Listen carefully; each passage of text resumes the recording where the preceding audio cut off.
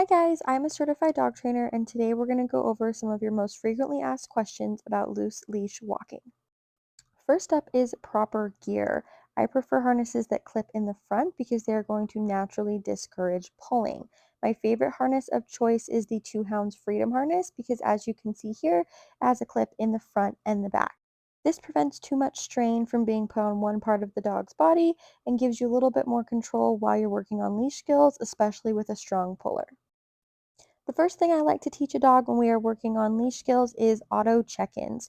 This means teaching them to regularly check in with you throughout their walk. This will keep them more engaged with you and prevent them from wanting to pull because they'll know that looking back at you means a treat is coming. I do this by saying their name and then marking and handing them a treat every time they look. Eventually, your dog will start to get in the habit of doing it by themselves, so you don't need to say their name. We want to avoid allowing our dogs to walk tight on the leash like this because every time they're able to practice the behavior of pulling, it'll reinforce it more.